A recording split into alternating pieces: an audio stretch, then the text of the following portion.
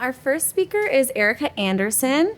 She's the Patient Services Director at QSource ESRD NW10. She has 17 years of experience as a medical social worker. 6 of those years, she worked as a renal social worker.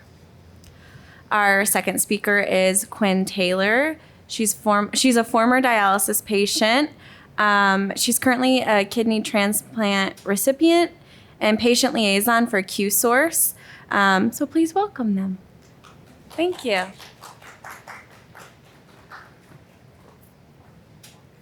Good afternoon. Thank you for, you said what? Is it? Oh. Well, good morning, leading into the afternoon.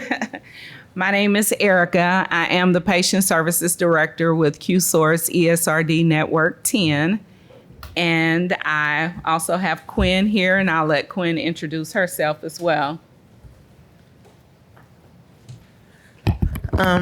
As stated, my name is Quin Taylor. I am a former dialysis patient, current transplant recipient, almost 4 years, and I work as the patient liaison for QSource ESRD Network 10.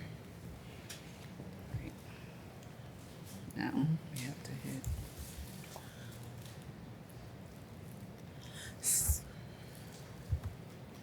So just to give you guys a little insight and background about what it is that we do, we are federally contracted by CMS to help regulate dialysis in the great state of Illinois.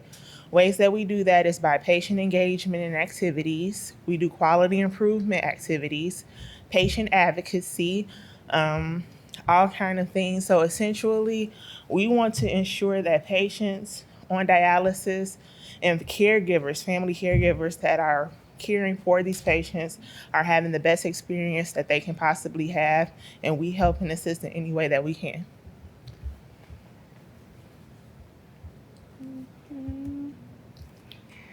What is vocational rehab? Well, vocational rehabilitation.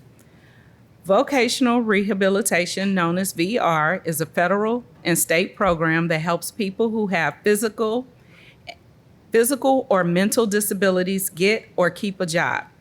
VR is committed to helping people with disabilities find meaningful careers. What is the Ticket to Work program? The Ticket to Work Ticket program is a free and voluntary program that can help Social Security beneficiaries go to work, get a good job that may lead to a career and become financially independent, all while they keep their Medicare or Medicaid. Individuals who receive Social Security benefits because of disability and are age 18 through 64 probably already qualify for the program. So you may have already received information in the mail during your time about the Ticket to Work program. The Ticket to Work Ticket program is a good fit for people who want to improve their earning potential and are committed to preparing for long-term success in the workplace. The Ticket program offers beneficiaries with disabilities access to meaningful employment with the assistance of Ticket to Work employment services providers called employment networks. Getting your ticket. The Ticket to Work program is available to most Social Security beneficiaries with disability who meet certain criteria. SSA notifies those who are eligible to participate in the ticket program. Those receiving a ticket are referred to as ticket holders. More than 11 million ticket holders are eligible to participate in this nationwide program, and many are already working. Keep your Medicaid or Medicare. While you participate in the Ticket to Work program, you will keep your cash benefits and medical coverage as you transition to the workplace. In addition, Social Security has other work incentives that serve as a bridge between disability benefits and financial independence. You may receive cash benefits while you work, Medicaid or Medicare while you work, help with any extra expenses resulting from your disability. Eligibility. You may be eligible for VR service if your goal is to become employed and your physical or mental disability interferes with your ability to become employed.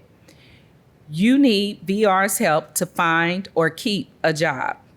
If you receive Social Security disability insurance, also known as SSDI, or supplemental Social Security income, SSI, for your disability, you are presumed eligible for VR services if you plan to become employed. Fact versus myth. Myth.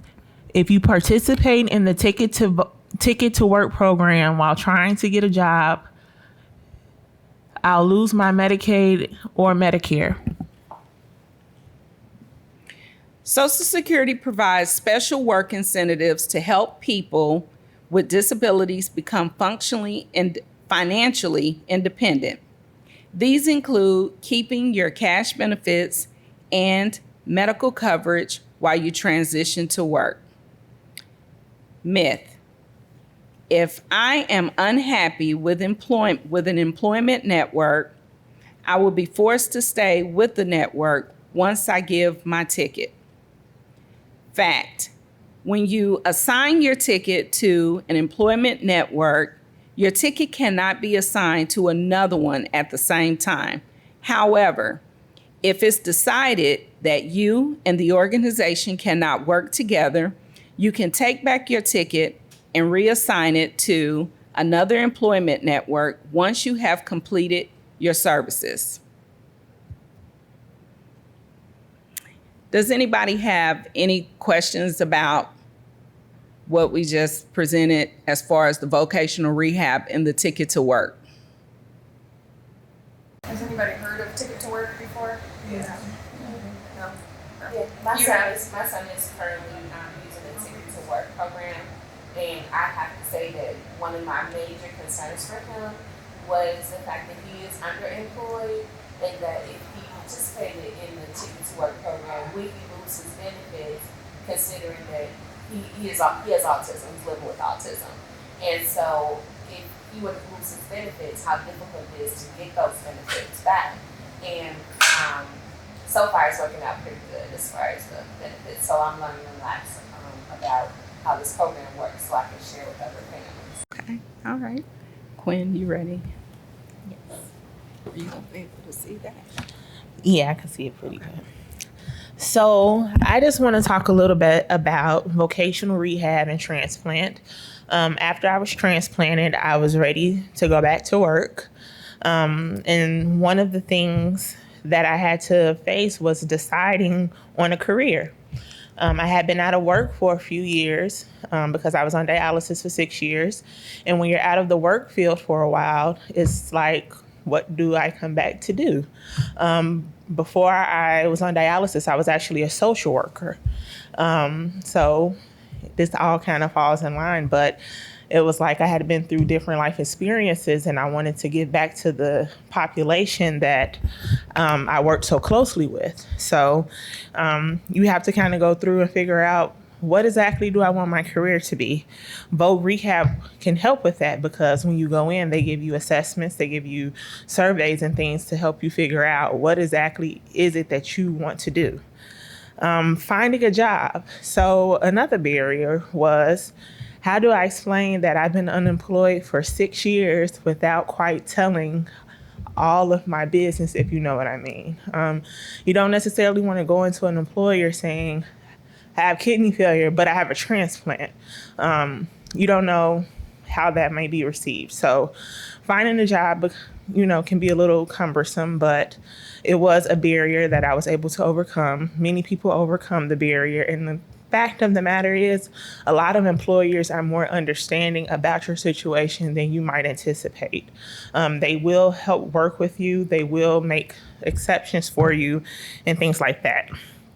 So the positives about going back to work or school, if you decide to go back to school after transplant, is I was able to fulfill my purpose. I learned a long time ago my purpose is not about me, but to help serve patients and be their voice until they find their voice. And so by being able to come to the network and work as a patient liaison, that's what I get to do every day. And I'm privileged and blessed to do so. Serving and helping others. I get the opportunity to help patients be better patients. That is my service, and that is what I do. And I honestly couldn't ask for anything more. Memorializing the person who lost their life and allowed me a second chance at life. Every day, I don't take for granted that someone lost their life to give me a second chance at life. So what more can I do than to get up every day and fulfill my purpose and serve others in memorial of that person's life, to show my gratitude for what gift that I've been given. Energy and freedom. I have so much energy. I can get up and I can walk and I can move and I can do so much stuff. I'm not tied down to a machine 3 times a week anymore. My week is open. I mean, I work, but after I work, I can do what I want to do. And when I say freedom, not just time freedom, financial freedom. It's okay to get disability, but nothing is better than earning a paycheck and getting a nice paycheck and being able to pay your bills and do other things that you need to do. Barriers, staying healthy. When you have a transplant, you have to take certain things into consideration. One of those things is staying healthy. For me, I travel. I have to take precautions when I travel for work. Most times when I fly, I have to wear a mask because I'm on an airplane where there's no circulation. I have to be careful with germs and things like that. I have to be careful going into different areas where there might be people who are sick, or, when winter comes, I'm always a little worried about cold and flu season. There's ways around it, and I make it through, and I'm still here with a healthy kidney. But it takes a little more mindfulness and a little more work, but it's worth it.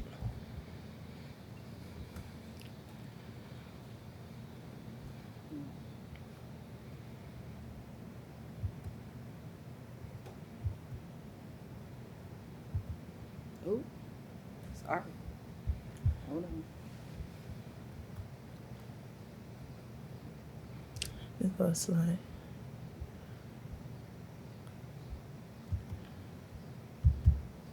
I don't know what we did. go to view, I believe. View, slideshow. Right there.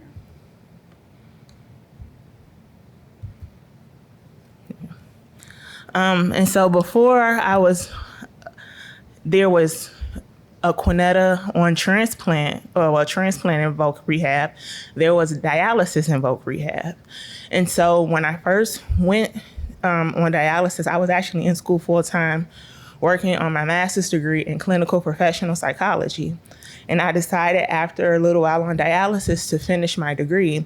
And that's when I decided to work with the Voc Rehab program here in Illinois through the Department of Human Services. So going back to school, the process is, it's not a hard process. So you go through the referral process, you call your local DHS office, and you're given a counselor. The person is really eager to do a referral over the phone. I will tell you that you may have to be persistent in following up with that person to ensure that you get all the services that you are deserving of. But you will get a referral. From that point, they will put you in the system and you will get a letter. And with that letter, you'll come in for an appointment. They'll give you a day and a time. You'll come in and you'll meet your case manager. And that's when your case is opened. During this time, they will talk to you about what do you want to do? Do you want to go back to school? Do you want to learn a trade? Do you want to go to work? What is it that we can do to help you to go back and be independent? If you decide to go to a community college, a lot of times they will pay for it. If you go to a university, they'll give you some money for it. If you go to trade school, they'll help you. If you go back to work, they're able to help transition you in slowly so that you go back at your own pace. And they help you, like I said, figure out what you want to do. They give you assessments and surveys and tests to figure out what it is that you want to do, what you're good at, what you will be successful in doing. So you can, even if you go in and don't have an idea, you'll leave with some ideas. The positives about being on dialysis and doing voc rehab, like going back to school and going back to work, is that you can keep busy and you can stay occupied. Dialysis is hard. And it's a heavy, big pill to swallow. But being busy and occupied makes it a little easier to manage and deal with. You don't sit and think about the bad all the time. Like I said before, I was determined that I was going to have dialysis. Dialysis wasn't going to have me. And I was going to continue to get out there and do stuff and make a difference because I could. And when you take that mindset, you'll go very far. You can improve your confidence and your independence. When you're out there and you're productive and you're making change and you're doing things, you become confident. You believe in yourself. You say, I can do this. There's a purpose for me. And you become independent. You can say, hey, I can get up and do this. I can get up and travel. I can get up and go out and do this. Like, I don't have to be bound down. I can go to school and sit through class and make it through. I can go to work and make it through a day of work and be productive. Barriers to dialysis and voc rehab. Working around your treatment schedule. We all know you can kind of work around a treatment schedule, but your schedule for the most part is your schedule. And so you have to kind of work around that part. Fatigue and tiredness. There's no questioning that after a treatment, you're drained and you just want to rest. And sometimes it can be hard to think about going to a job after that. So those are things you want to keep in mind. So for those of you who may have worked or gone to school while on dialysis, what are some barriers that you guys may have encountered?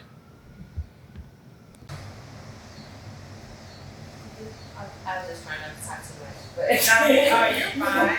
So for me, so I worked full time while I was on dialysis. I was on dialysis for 6 years before I got my transplant, and a lot of the barrier for me was my schedule.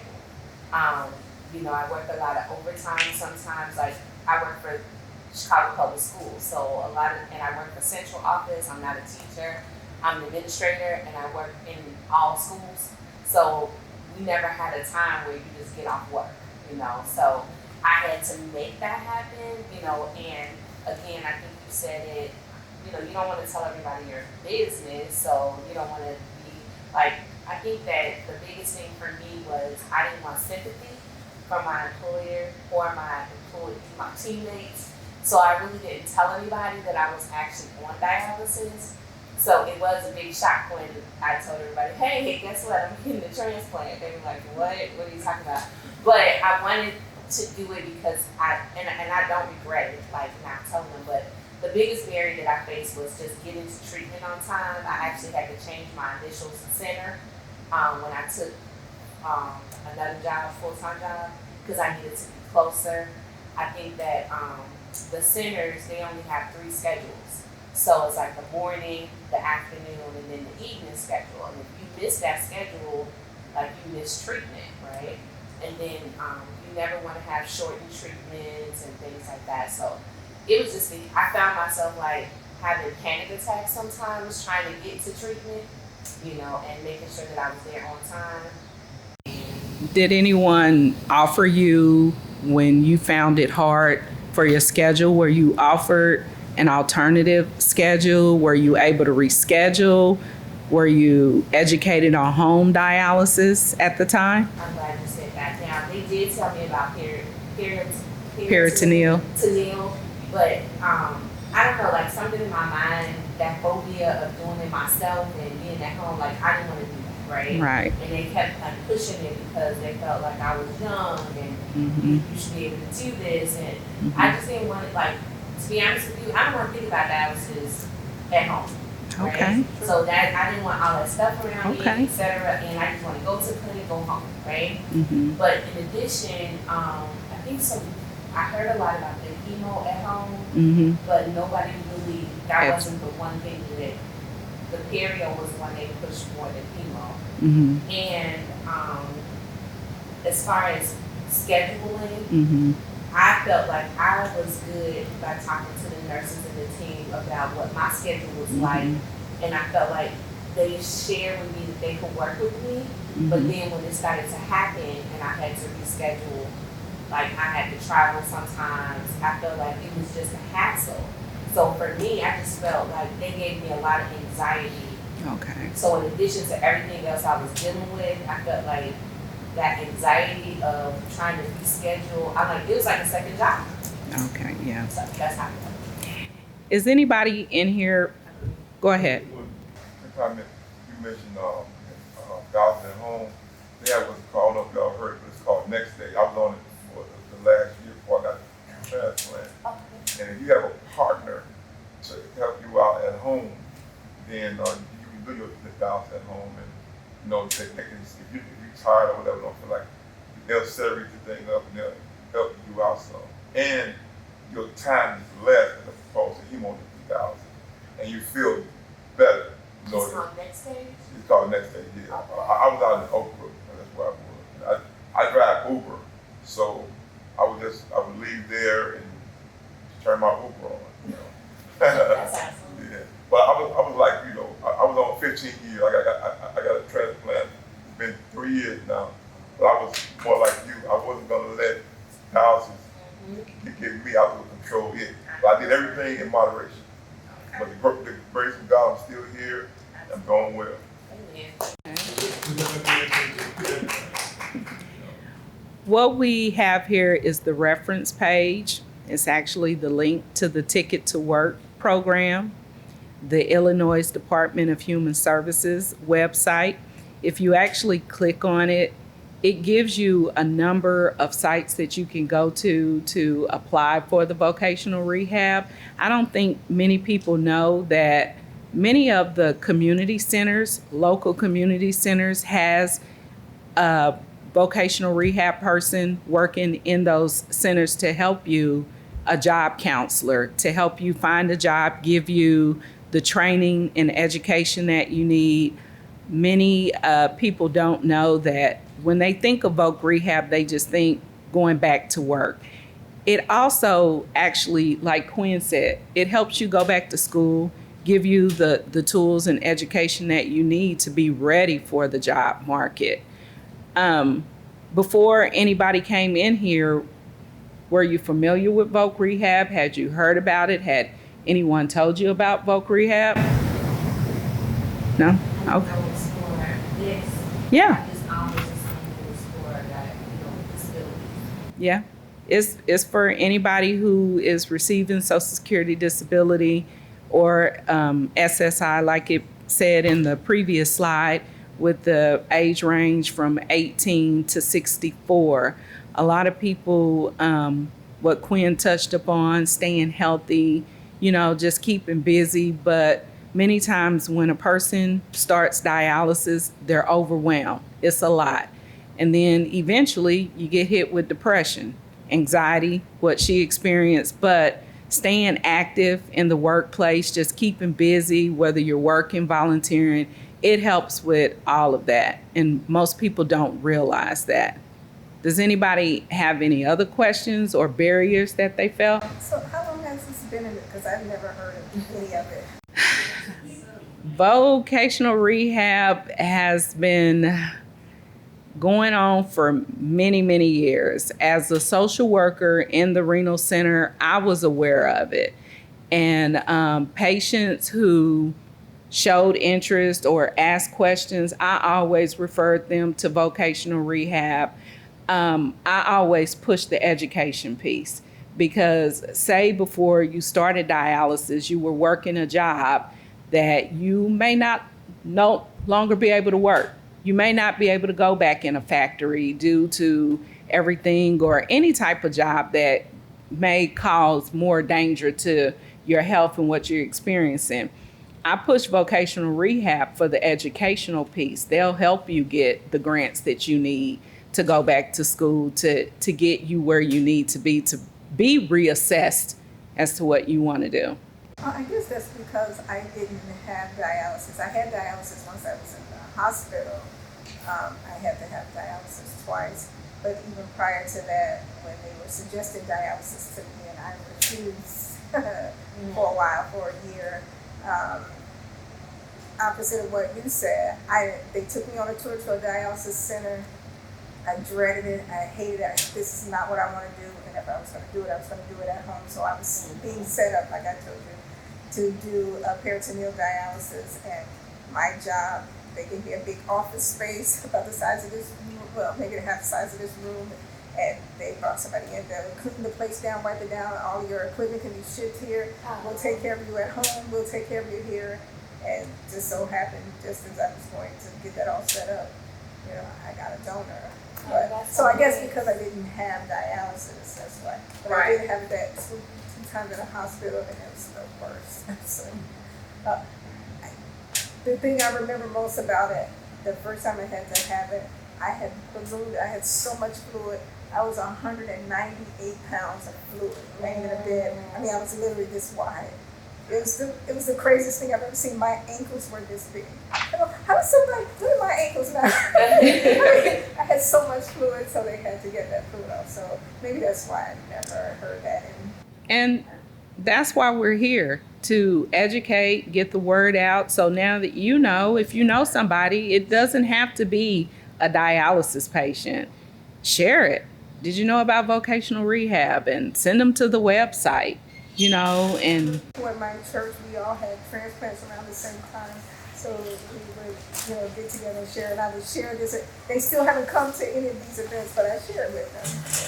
I was just going to share that I think that one of the challenges, even being in the dialysis center, and I'm glad she shared like that other feeling, because there are people who prefer to do treatments at home, right? And so we all have those different feelings, but at the center, I've been to several centers, and I think Quin, you were talking about how you traveled. I've been to centers, and I've seen how they do it in some places, and then how they do it other places. And I feel like in certain communities, especially in our African American, Latino communities, the education of what patients receive on dialysis is very limited. I was on dialysis for 6 years. I never heard of this or other programs to even prepare me for, like, when I did receive my transplant, what to do next, right? Like what things I could do. I barely heard about how to get on the list when I was in dialysis. So I think a lot of our patients don't even get on the list because they don't know how. yeah, there's a disconnection. And that is what our role is as QSource, as an organization.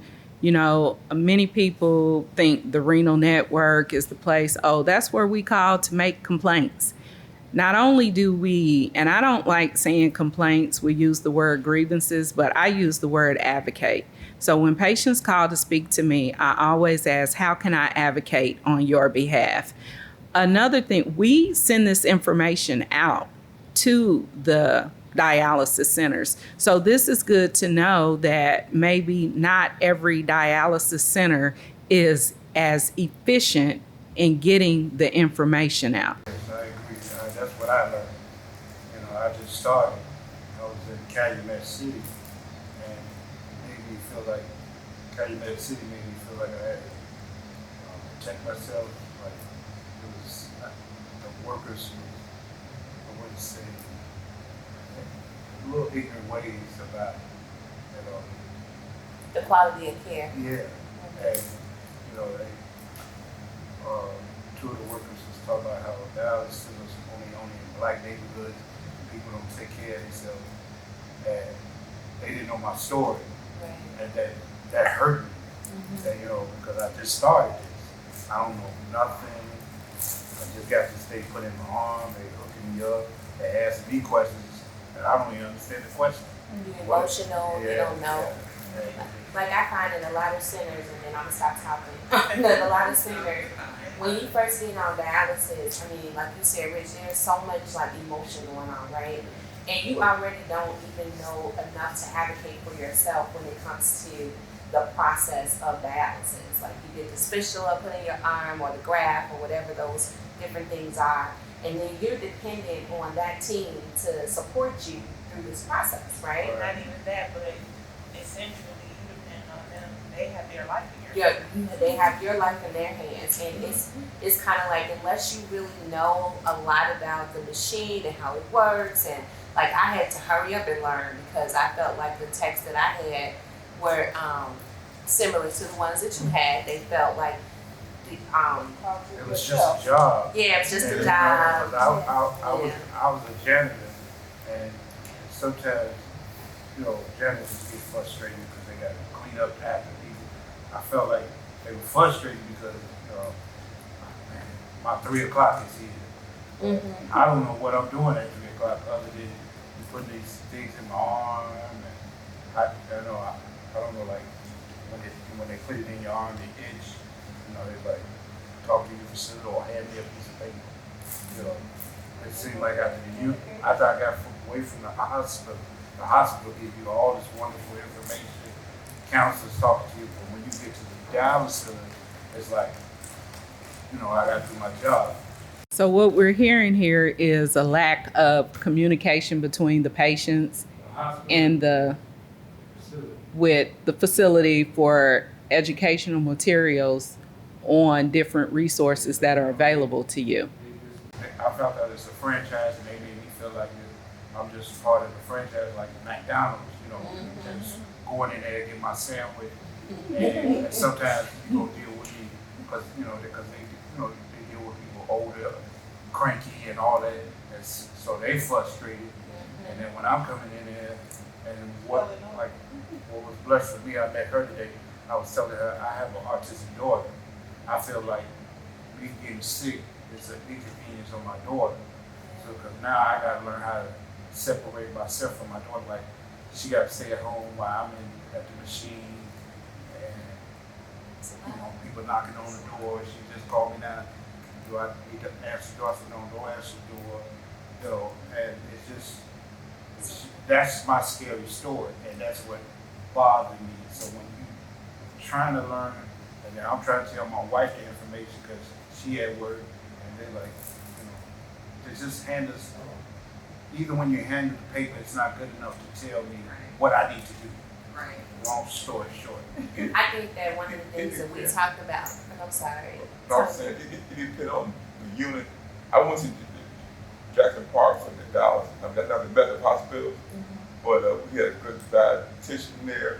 She would come in and play like bingo games with us, like the stuff that we shouldn't eat in Dallas, like bees, bananas, stuff like that. And that type of stuff we memorized because from playing that game. Yeah, like games. Like there's great people. I just think overall there's like if I had to summarize this. Cut you off. I don't want to. I stay at Riverdale. I don't want to come all the way to the city for this great program because I got to be out there, and that's what I'm saying.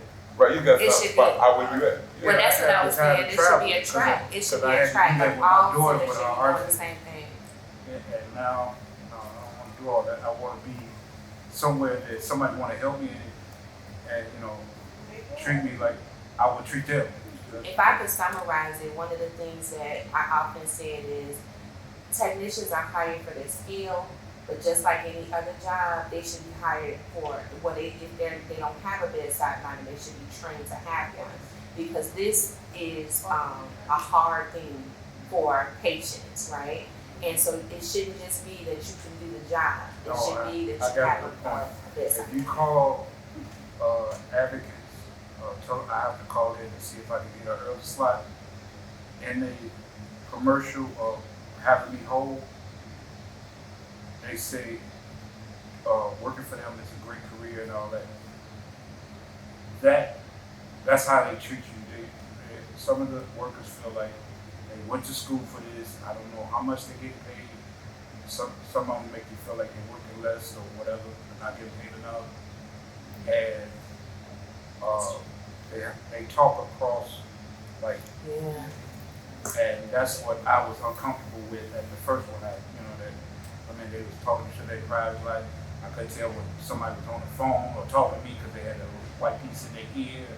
And when I talked to my social worker about it, she got after them. And then now I'm sitting there uncomfortable, but now they think I told them, and I want to try to tell them. I'm trying to learn what am I doing and how do I get better with this. I want to try to tell them about that. I'm just saying, if I'm going to feel uncomfortable, I'd rather feel uncomfortable around where I stay at. That's all I'm saying. Well, I want to thank each and every one of you for coming in here to share your story. We are taking the information, and the information that we do receive is to actually grow the program better so that we'll know how to educate patients and get the word out. So we have our contact information here. My name is Erica Anderson. I'm the Patient Services Director with QSource ESRD Renal Network 10. We have Quin Taylor, who is our patient liaison, so you are welcome to contact us at any time. Do you all go in the actual centers, or you just have like? Quin does. Yeah. Yeah, we do kind of twofold. They do the patient services side, so they do a lot of patient engagement activities, talking to patients when patients have a problem with their unit, or patients need education that their unit isn't giving them, like what you're talking about. And then on my side of things, I do quality improvement, and I work with the clinics. So I would look at a list of clinics that CMS tells me, their numbers aren't what they should be, and they are assigned like a project. We have a few different projects, but so vocational rehabilitation is one of those projects. So what you were talking about, it sounded like the unit that you went to wasn't really work friendly for patients. Units. Yeah. No, I'm just kidding. So we would work with units that are in our Voc Rehab project to say, you need to look at your processes and make sure that if you have patients who are interested in returning to the workforce, that they can do that and still come here for dialysis, that you're giving them all the opportunities that they need to be able to do both. We work with them on transplant, and we work with them on home dialysis. So we do kind of different stuff with staff and with patients, both. So, And if you stop by our table, we have posters with both rehab information on it, where you can go find the information. We have it in English and Spanish. And we have posters with home, all of that information. We have them on posters out there on our table that you can pick up and have for your keeping or to share in your facilities. I'll say this project isn't a challenge for us. It was new this year because we just found out nobody knows what Voc Rehab is. I didn't know what it was. She did. She's a social worker. I'm not a social worker. I had never heard of it. Like Kimberly, I knew because from another part of my life, professionally as well as personally. So that's like Kimberly turn around and smile at me. My youngest son has autism. I'll come up and talk to him later. Yeah. And so I knew through that world, I'll put it that way, but not as much. So I knew anyone with SSI, I'm the one you can't see me, but I know anyone with SSI is eligible, but making it relevant, which we appreciate the network being involved with this and partnering with you to help get the word out on this initiative and the other initiatives that you have. All right, thank you.